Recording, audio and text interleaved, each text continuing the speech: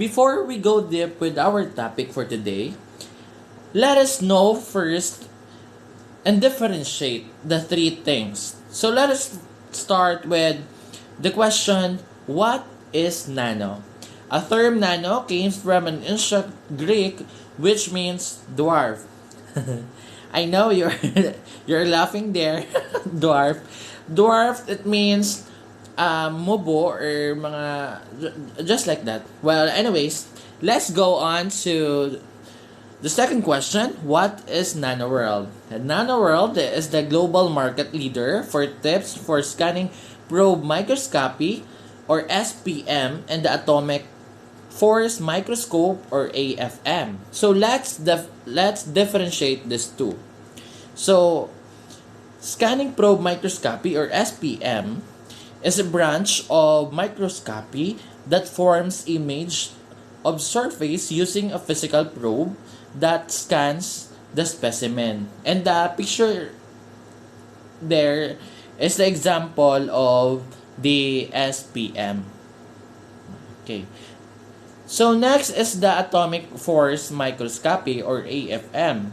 It is a type of scanning probe microscopy that uses for mapping the atomic scales topography of a surface, no?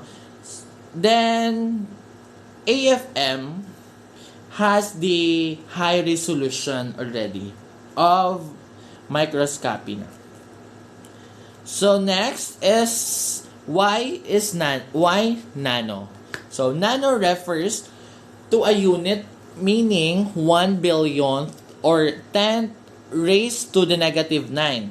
So for example, a nanometer is 1 billionth of a meter.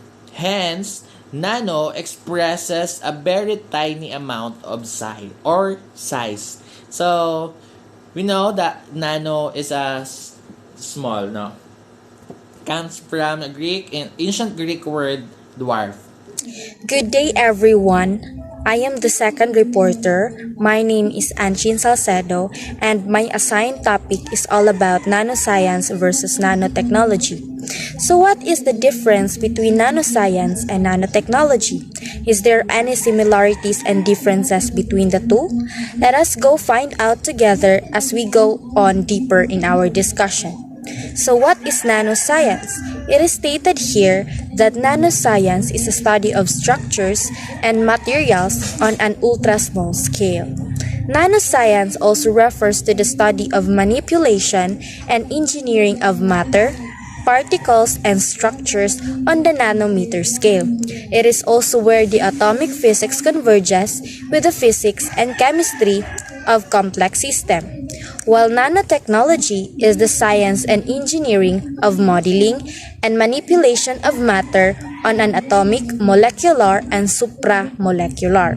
It is also a multidisciplinary field that encompasses understanding and control of matter at about 1 to 100 nanometer. It is also the science and technology of objects at the nanoscale level. This is a very complex topic to discuss, hence this makes our life more easier. Nanoscience is the study of structures and molecules on the scales of nanometers ranging between 1 and 100 nanometer, and the technology that utilizes in it is the practical applications such as devices that were used is what we call the nanotechnology. Nanoscience is a convergence of physics, material science, and biology, which deal with manipulation of materials at atomic and molecular scales. So basically, nanotechnology is one of the most promising technology of the 21st century, and it has the ability to convert the nanoscience theory to useful applications by observing, measuring, manipulating, assembling, controlling, and manufacturing matter at the nanometer scale. The one who introduced nanotechnology was the physicist Richard Feynman. He is also known as the father of nanotechnology. The fields of nanoscience and nanotechnology are known for their contributions to the economy of all countries and almost every human life. They have the capability to foster new developments in science, technology, and innovation through the dissemination of new knowledge and applications. So basically, nanotechnology is the science of manipulating atoms and molecules to make new materials and devices. Nanotechnology is also multidisciplinary because it is where science and engineering are interconnected, which occurs at the 1 to 100 nanometer range. In addition, nanotechnology is a combination of two words, the nano and technology. So nanotechnology is the technology of the smallest thing. Good morning, everyone. So I am Charie Sancholes, and I am one of the reporter in Chapter 10, which is the Nano World. So my task is to report the types of microscope used in nanoscience and nanotechnology. So as you can see, there are three types of microscope that are being used. The first one is the electron microscope. An electron microscope, a microscope that uses a beam of accelerated electrons as a source of illumination. So a beam of electrons is being used to light a specimen and produce a high resolution or a magnified image. This microscope produces a greater and better resolution photos. It can also obtain magnifications of up to 1 million times. So a scientist who first developed the electron microscope are German engineer Ernst Rosca and Max Knoll built the first electron in 1930. So the second one is the atomic force microscope. Atomic force microscope, a type of high resolution scanning probe microscope that has a resolution that you can measure in fractions of nanometer. So atomic force microscope is a vital instrument for the whole field of nanoscience and nanotechnology that are being used by a scientist. The atomic force microscope are essential tools for nanotechnology, providing the necessary resolution for visualization and measurement of nanostructure, including nanoparticles, DNA, thin films, and etc. So the invention of the atomic force microscope are from the landmark publication by Gerd Binig, Calvin Quaid, and Christoph Gerber in 1985 and was demonstrated in 1986.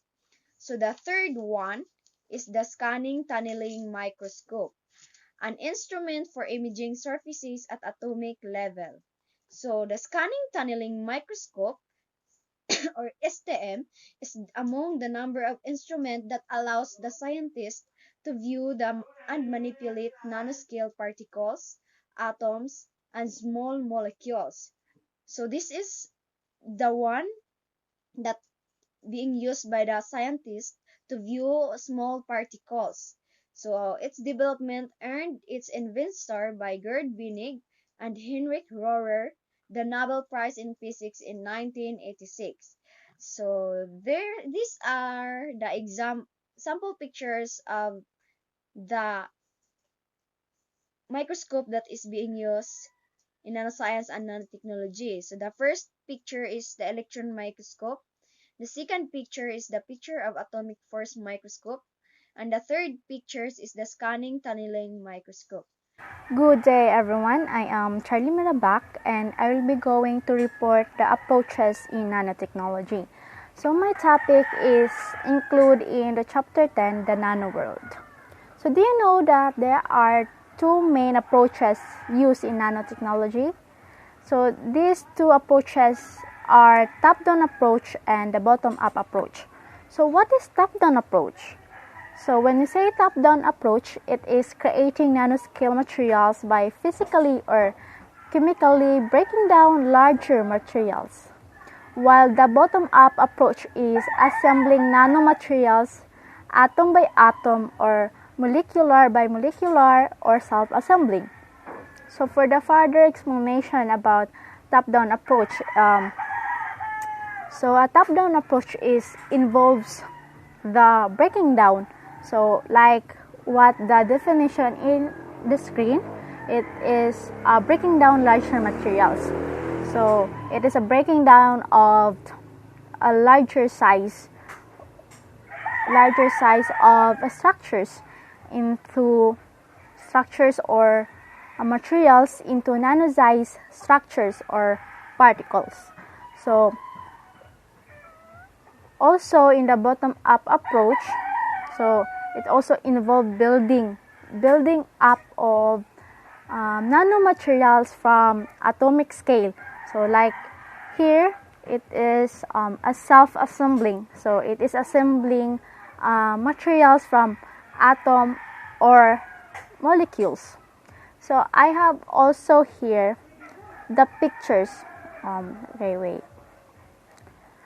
Pictures, unsa ni siya, nganing ay top down and the bottom, unsay mga itsura if nasa sa top down o nasa sa bottom up. So, ang top down, like what I've talking about lately, it is breaking down larger materials. So, for example, the bulk. Bulk is, we all know that it is a larger portion or a great size or a big volume. So, it breaking down into fragments. And fragments, it is a part of broken off or incomplete or like that. And the fragments, if we're going to break it down, it also form the nano size or nanoscale structures. So, here ay napunta sa bottom up. So ang bottom up is assemble right from the small size. So here kita nato nga gagikan siya sa right nga atom. So ang atom is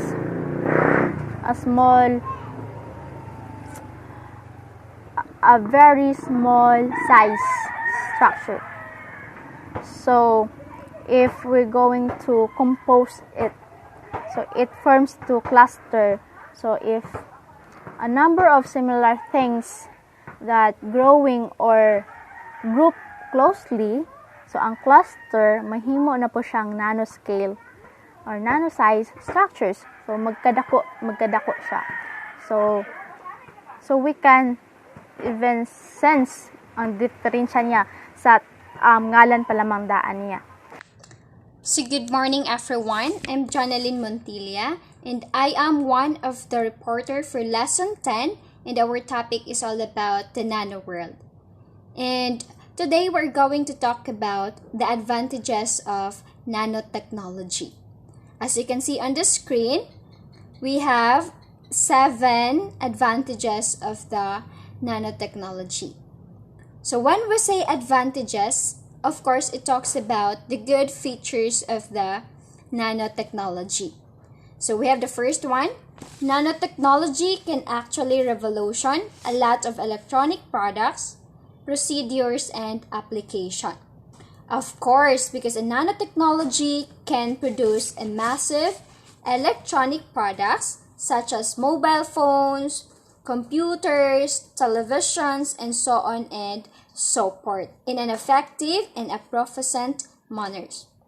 And the second one, nanotechnology can also benefit the energy sectors. Yes, because nanotechnology can supply energy efficient products such as fuels, gases, and of course the solar cells to make it better and faster and to make it lesser when it comes to shortage or interruption of the energy sector. Okay, third, offers potential for new and faster kinds of computer. Yes, exactly. So nanotechnology improve electronic devices, right? And such as transistors, LED, and computers to make it updated and high-tech. Especially nanotechnology can provide the best high and nice quality when it comes to computer, and it could be durable. And let's go to the fourth one. Another industry that can benefit from nanotechnology is the manufacturing sector. Exactly, because nanotechnology helps a lot in manufacturing sectors in adequate accurate, and exact products such as toys, food, clothing, and so on and so forth. And to support and to make it faster and efficient production, and also to avoid failure and error. Alright, so, and the fifth one, more efficient power sources. Alright, so although there are many types of energy, but the most efficient forms are renewable. Yes, such as hydrothermal, tidal, wind, and solar. And solar energy has been proven to be the most efficient and effective among renewable energy sources for home. Not just only for home, but ang solar energy, pwede po siya gamitin pang commercial. Okay, let's go to the sixth one. In medical world, nanotechnology is also seen as bone single, since this can be helped with creating what is called smart drugs. Okay, so dako po day kig matabang ang nanotechnology no sa paggama og kanang mga drugs, medicines, mga ingon ana. So this last one but not the least, life-saving medical treatments. Okay, so when it comes to medical world, of course the nanotech are very useful. Because there are possibility of the medical treatments, such as transplant, surgical operation, and treatment for cancer cells, and it could be therapy or chemotherapy, and many more. Because nanotechnology can help to save someone's life. Yes, sabi nga nila, the faster the better when it comes to medication. And that is because of nano or what nanotechnology has. And Hi there, I am Ladian S. Lomod, and today we already discussed some advantages of the nanotechnology. So today we are going to talk about the disadvantages of the nanotechnology. And the first is its development is the possible of loss of jobs in the traditional farming and manufacturing industry. So if this nanotechnology will fully introduce, the people who is working in the traditional farming and in the manufacturing industry will be affected. Why? When it comes to the traditional farming, this nanotechnology would monitor the plants, and they don't need a lot of people to work for carrying the plants and so on. Kaya na naman sila yung mga technology and easiest way. And in the manufacturing industry, the people there also expelled from the jobs. It's because they don't need also a lot of people to work in. So in the nanotechnology, they are possible na mga nanobotics ang ilang i-introduce, and because of the high-tech na mga technology na magka-create easiest way to create the products or new output. So that is also a disadvantages of the nanotechnology. And the second is atomic weapons can now be more accessible and made to be more powerful and more destructive. Okay, it's because nanotechnology creates and do all things. It's because atomic weapons, we can say atomic weapons from the very start, mga chemicals, no? And they go on the process, to build the atomic weapons. And of course, so magkadaghan ni makabalo na tanan, and it is also be more accessible, which cause a distraction. No. So they don't need another weapon. They have to use the atomic weapons, no? If this would be introduced. And third is, since these particles are very small problems actually arise from the inhalation of this. Okay.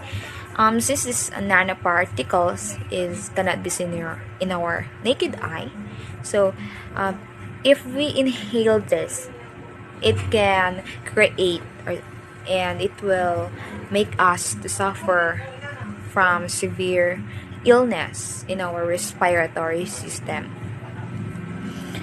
And next is a minute particles, much like problems a persons get from inhaling minute asbestos.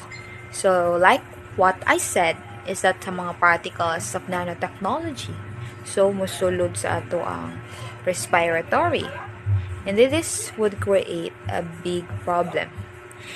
And it's because ngano siyang na-expose, it's because sa mga industry nag-create to kani ma-expose sa atong environment in our atmosphere, and it can cause pollution which we can inhale it, and